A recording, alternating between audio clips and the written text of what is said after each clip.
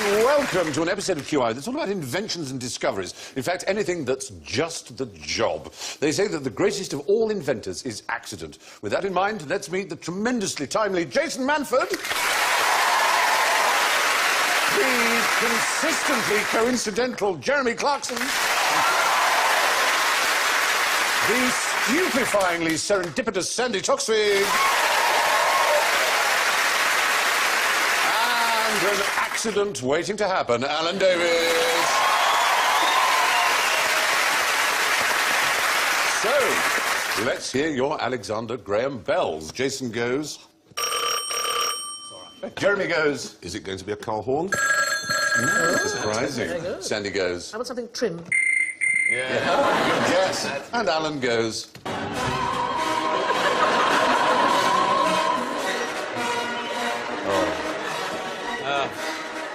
I can listen forever. He loves this one. It's a 14-and-a-half hour. It's a Wagner ringtone. Isn't that wonderful? I can listen to that forever. Anyway, so let's begin with an interesting question. What were chainsaws originally invented for? Proctology. Wow. That's scary. Yeah, that's a... Slicing an arse in half. Yeah. Well, you know, you're in the right area, I have to say. What, I mean, really? Circumcision. Well, what I mean is, you began straight away with medicine. You didn't say trees or, you know, cutting down cutting you know, off legs. buildings. Bones and bones is the right answer. Yes, in particular, it was a rather unpleasant procedure. Oh, don't. It'll be a boy thing against a girl thing. It Well, will not be. against, you know. Well, no, There's doctors trying to help. Oh, I know what it is. I know what it is. It'll be a boy thinking a woman's taking far too long over labour, going, oh, I can't stand all that panting. I know, we'll get a chainsaw and just cut that baby out. That's what it is. You know, you're absolutely right.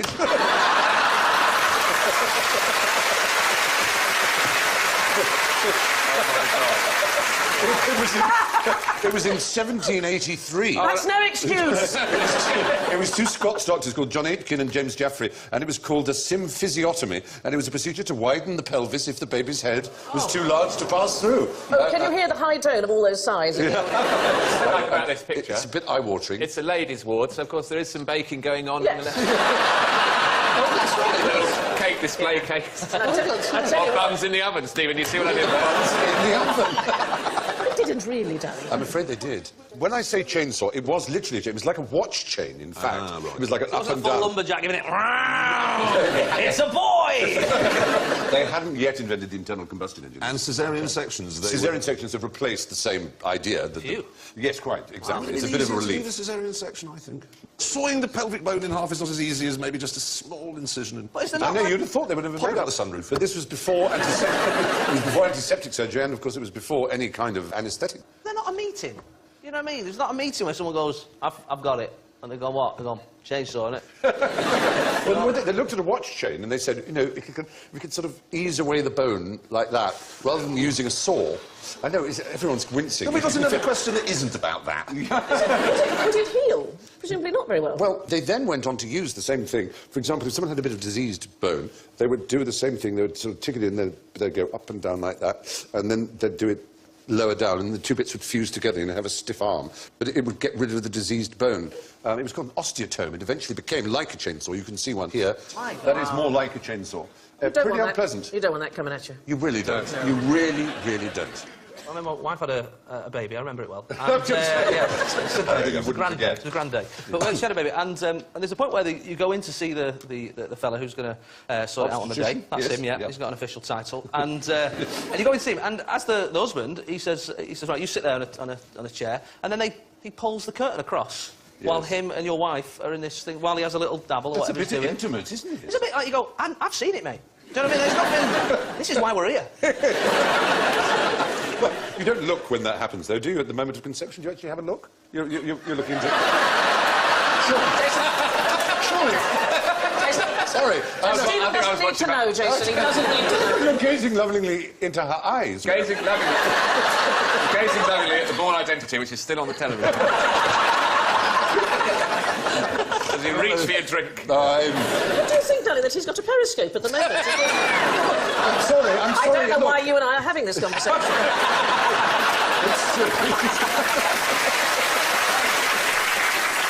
After the invention After the invention of the internal combustion engine, where we were getting Jeremy to his home territory now, eventually by 1920 they were small enough to be able to have a hand-powered Cut down trees. And then they cut down trees, Yes. exactly. Well, anyway, there you are. Chainsaws were originally invented for midwives. Staying in that general area, unfortunately, explain how an electric jockstrap works. Is there going to be a demonstration? Do you know, I kind of wish there were. Is that what this is? No. That's what it's... Is it a warming thing, or... And an electric anything takes us into a period of time. It's Victorian galvanism. Exactly. Everybody thought that electricity would cure everything, stimulate everything, and achieve everything. And so at the back of every newspaper there was an electrical something, a galvanic bath. But these were electric jockstraps. And Well, presumably, because they had all sorts of things to stop boys playing with themselves, must have been... It would stop you, wouldn't it? It would stop you, wouldn't it? No, If you were shocked no, at no. that. I think it might be nice. yes, Oh, really? you're spot on. We men know that. Because there are certain code words in Victorian English. Nervous and general debility, lost vigour, decline and the whole train of gloomy attendants was standard code for impotence. Enter the Heidelberg electric belt. There it is. It's a bit high up, isn't it? Oh, Yes. see, there's a thing down there. No, that's really kind of buzzing away in the important area. And that is actually going to cause you to... well, I'm afraid the phrase is pretty embarrassing. They advise seminal economy. They're advising Is that against... with EasyJet? Yeah. They're advising against wantonly jettisoning too much nervous substance. Basically, Is that what they called it? that's code for semen. In other words, it's essentially a sex toy. jettisoning. Don't wantonly jettison your nervous substance. I like the idea of nervous semen just coming out going... Whoa! He's quite camp. Perhaps he's having problems with his virility because he's sleeping with the wrong sex. Well, it might be that. But that genuinely was an item, as you can see, hugely advertised. There are lots of different... So is it designed then to lift the dormant chap, or to denervify the semen? It's basically designed saying, would you like to enjoy the experience of a little bit of a tingling down there that maybe has disappeared, or probably it was just like, that's a damn good thing to take to a hotel room. Why have they gone out of fashion? I know. Sale. I feel like if Ann Summers did them, you can see it, not in the upstairs bit, the downstairs bit of Ann Summers, you know, like... Tell me about this, Jason, Well, because upstairs is yes. like, just like Chocolate Willies and that. Downstairs, someone's going to get hurt, Stephen. Really? I've never been in an Ann Summers. That's weird. You think it'd be the other way around. You'd have to go upstairs in order to... No, you come in at, like, ground floor level. I mean, only going off our nearest 12 branches. Yes, right. But yeah, that's the normal one. Then you sort of pop downstairs, you know, anniversary or whatever, pop downstairs and...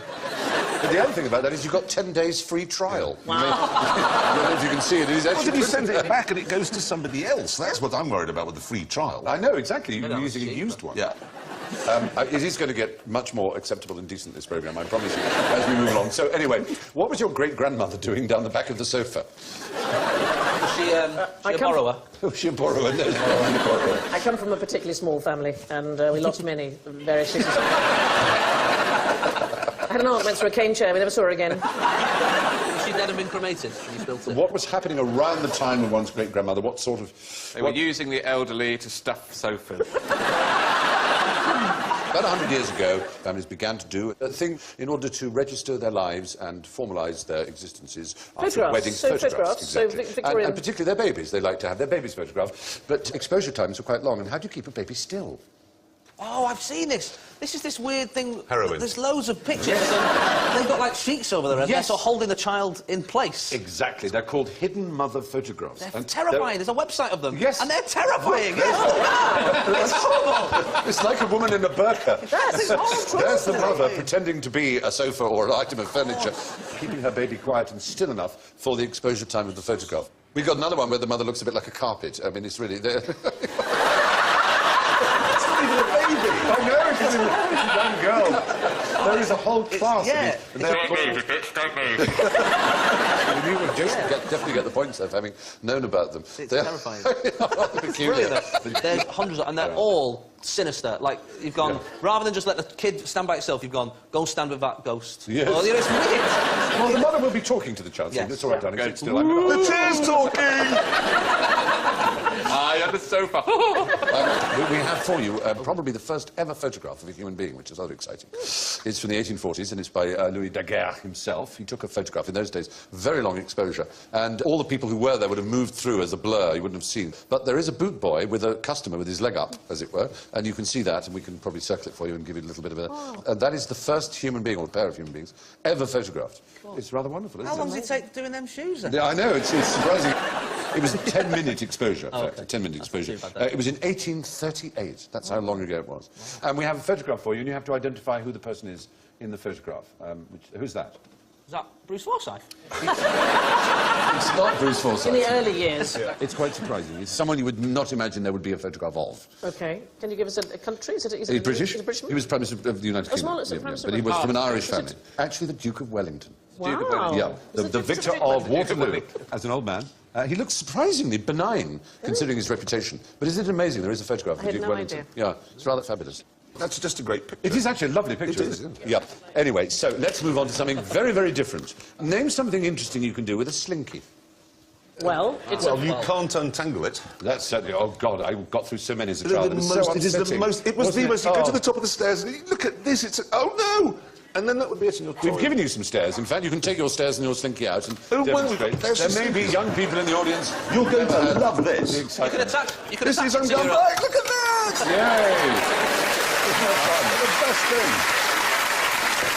Oh, dear. I'm Maybe literally one the did it in the happiest wrong man in the direction. world. Brilliant. Which he was a suspension designer, wasn't he? He was a naval officer. His name was Richard James, and it was in 1940...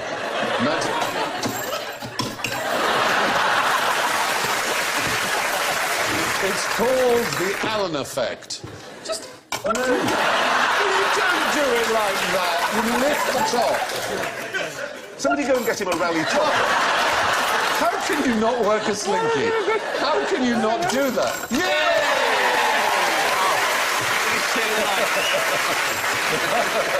Can you imagine giving this to a child now and going, that's it, that's your gift. Happy Christmas. Whatever you do, don't attach it to your electric jockstrap. No. It would He make didn't a most invent it by accident. He was making consequence and he He invented was an American naval officer, and he literally knocked over a spring, and it went for a walk. And Yeah. he thought, oh, that's interesting. And so he developed an experiment, and he came up with a slinky. And more than... But to be fair, it was his wife who thought it would make a good toy. Yes, it's true. Let us remember Yeah, that sometimes women get absolutely. overlooked in these things. more than 300 million were sold, which is an incredible number. all to me, because I get a break. Yeah, I know, because they tangle up. Now, if you'll put them away... Do you mind if I keep the stairs? Because there's a few shelves in the kitchen that I still... But what you do have is a very extraordinary effect that happens if you drop a slinky, which is that when you let go of it, the bottom does not move. Watch the film and you'll see what I mean. It's actually really astonishing. It's a very peculiar effect. What's the bottom of the slinky? As it actually happens in very high-speed camera. The bottom is completely still. Isn't that amazing? Wow. That is a really bizarre effect. I can't really explain quite why that happens. Oh, I bet James May could.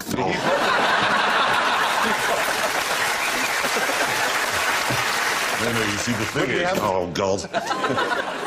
Is there a use for this discovery? But maybe Jason's idea of crossing it with the Heidelberg electric jockstrap may result in a really quite remarkable You'll experience. see me on the next series of Dragon's Den. Yeah. I have jettisoned wantonly, but it hasn't been floored. It is a great phrase, wantonly to jettison. It really is marvellous. Anyway, now we've got more toys to play with, so put the slinky away. I'm going to ask you, basically, this simple question. Why are Jerry's better than Flimsies? Jerry. When we say Jerry, there are Jerry's... Jerry cans. Jerry cans. Yeah. Jerry cans. And what were Jerry cans? But it's a petrol. It's a thing that was used in the war, wasn't it? By whom? Well, presumably by the Germans. But we eventually used them, but firstly by the Germans. And we had something else called the flimsy.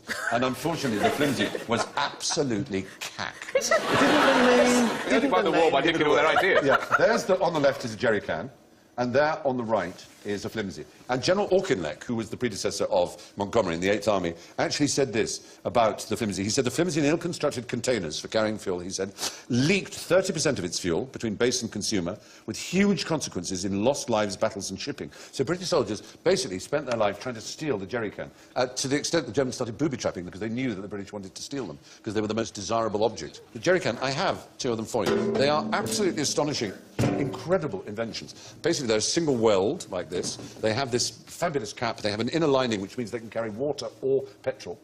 They have this thing opens, what's called a donkey dick comes out. His nickname Donkey Dick. But rather cleverly... It's been a hell of a show for me. But even, I mean, they have this little indentation here. What do you think that does? Strength. It strengthens it, but it also it mean it allows heats, it to allows it to expand. And the handles are absolute genius, because if you have two empty ones, you can hold them together using the handles. One here, I'm going to stand up like so.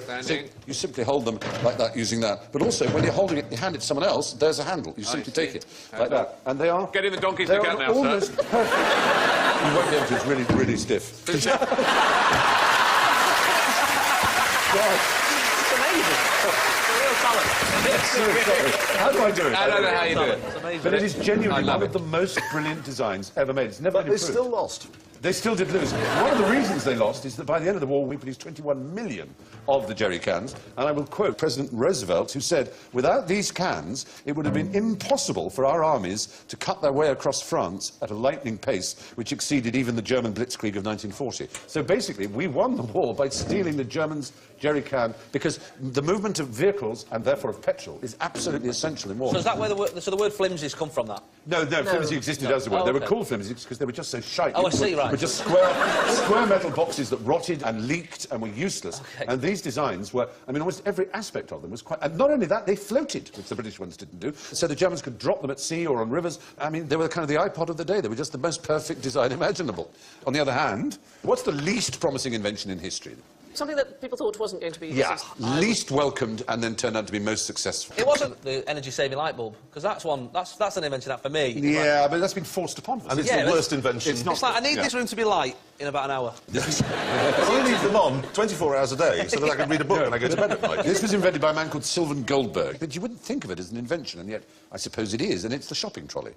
And men thought it was effeminate to walk around a shop pushing a trolley, and women thought it was an insult to their ability to carry a basket. Perfectly capable of carrying baskets, I don't need to do it. So he invented it in 1938, and for 2 years he paid people basically just to wander around supermarkets or the early shops wheeling them, so people got used to the sight of it. And then he died in 1984. Someone must have paid her to wear that outfit. Sylvan Goldberg died in 1984, worth $400 million. Wow, that's a lot of pound coins. He kept the pound. Yes. It's a lot of clogged canals. It's a lot of clogged canals as well, yes. So it did work. Another example was bubble gum, which was invented by a man called Frank Fleer in 1906. He called it blibber blubber. But unfortunately, his particular recipe meant that once the bubble had burst, you had to use turpentine. Which is in itself toxic anyway. That's brilliant. Have you ever got any form of gum, particularly nicotine gum, in your no hand, on yeah. the screen of an iPhone? Oh, no. Is that... That's what I want an invention for, I've just decided. You get the gum on the front of an iPhone, there is no way of removing it. Hammer, chisel. There must be an app. Yeah. The nicotine gum removal app. Very good. Very good. And I think, I'm telling you the approve of this as well, we ought to hear it from Mary Anderson, 1903. Mary Anderson. Do you know about Mary Anderson? I do, Mary Tell Anderson. me about her. She invented the windscreen wiper. Yeah, absolutely. And, you are a fountain. well, what I love about that is that it had to be a woman who invented the windscreen wiper, because up until then, men have been going, don't be silly, dear, I can see perfectly well. Of course it was a woman. Well, unfortunately, yeah, she noticed tram drivers, streetcar drivers, having to stop every now and move snow away, and she invented it in 1903, and really there just weren't enough cars, and by the time it was useful, her patent had elapsed, so she made not a cent from it. Well, it's the same as Dorothy Levitt, who invented the rear-view mirror. So women enabled you to see where you were going and where you'd been. Oh, they but did it to do their lipstick. But, Come no, on. Dorothy Levitt recommended that you take your compact mirror and place it on the dash so that you could see behind you. And she was the person who invented the rear-view mirror. But again, she didn't make any money out of it, she made, because there was no patent. Oh, well, I'm very impressed you knew about Mary Anderson, and we should indeed pay, due courtesy to it. Anyway, what about the dry ear dryer? It's a machine to dry your ears. OK. Drying your ears, it says, has never been simpler or more effective. The device blows hot air into your ear, although the instructions advise you to dry your ears first with a towel. Is this a real invention? All you It's need is a modern. tube. Modern, don't you yeah. just need a tube. Yeah. Or a hairdryer would do the job. You don't even need that, Stephen. You just need a tube. But most people have hairdryers. Yeah, but a tube, just a would tube. do it. You're right. Anyway, here's a marvellous question. What was wrong with the first sound recording device? Didn't work. Didn't have any speakers. Well, it was that it recorded sound perfectly well, She couldn't play it back. Yes, he couldn't play back. What happened was a man called Martin Val, he was a Frenchman. He used burnt soot and it registered sound waves. They sort of scratched it out, didn't they? But recently, it was reverse engineered and engineers managed to get the sound back of him singing Au Clair de Lune. Is that the thing they played on Radio 4 and Charlotte Green cried with laughter? Charlotte Green, would you like to hear that moment? I do know, it was one of my favourite moments of all Because unfortunately, she had to time. announce the death of Abbey Mann, and she couldn't help corpsing, bless her. So you want to listen to this, because you'll hear the oldest ever sound recording, plus the unfortunate event that followed. American historians have discovered what they think is the earliest recording of the human voice, made on a device which scratched sound waves onto paper blackened by smoke. It was made in 1860, 17 years before Thomas Edison first demonstrated the gramophone, and featured an excerpt from a French song, Au Clair de la Lune.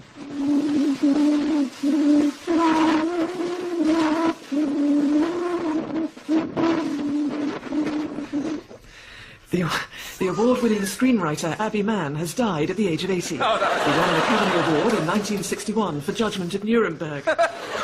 Excuse me, sorry. Abbey Mann also won several Emmys, including one in 1973 for a film which featured a police detective called... The character on whom a long-running TV series was eventually based. Charlotte Green's great contribution. Somebody in the corner of the room going... We haven't got it, we haven't got it. We're going to have to go with the item anyway. I'll do it. I know what it sounds like. They'll never know, Don't laugh. This one you could record into it, but then nobody could hear it. Yes, Can you not just get that for like Jedward? They have a lovely day out, that's fine. Everything would be perfect. Nobody has to suffer. You're right. You're absolutely right. OK, so now we're going to go for a jolly jape, and I have an extraordinary pendulum swing that my friends here are going to bring on, and I'm going to show you a remarkable action. It's handmade by our chief science elf, Will Bowen, who's a bit of a genius, and it's an effect that was first noted by Galileo, that's how old it is. But you don't see many of these, and I think it would make a great executive toy. So I'm going to lay this down here and push it and let go. And it will start to go, and it's rather beautiful, look at that, isn't that lovely? But it's better than that, because then it starts to get a bit ordinary. And then it starts to move into a different sort of rhythm, and then they start to get in step, like that. Ooh, look at that, they're starting to move together again. But then something really amazing happens as well, which is they go back into their wave formation, which is about to happen. It's a whole long process, but it's utterly predictable, and it follows very specific laws of physics. And here it goes back into its waves again. Look at that. I think that's pretty amazing, isn't it? And it will carry on doing that, as you can see. It will carry on going through those cycles behind us. And it's a principle, as I say, that Galileo worked out. The central bob, it makes 60 swings in a minute. The one to its left does 59 in 60 seconds, and so on. It means after 1 minute, they're all back to where they started. It doesn't matter how far you push a pendulum, it still takes the same amount of time to swing from one side to the other. And it's using that makes it go in and out of sync in these different ways. There it is, it's the Galileo pendulum. Wouldn't it make a great executive toy? Well, that's all the inventions we've got time for this week, except, of course, for the scores. And believe me, these are not invented, much as though people may believe it. The scores are rigorously and scientifically worked out. And in first place, with an extraordinary plus 13, is Sandy Toxvig! Wow! And only 10 points behind in second place with plus 3, Jeremy Clarkson! What has happened? And very impressive from Jason Manford with plus 2! Wow!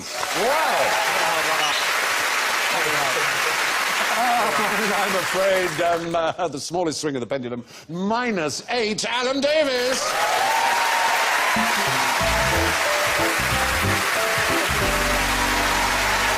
And that's all from Jason, Jeremy, Sandy, Alan and me. Thank you. Be extremely kind to each other forever, and good night.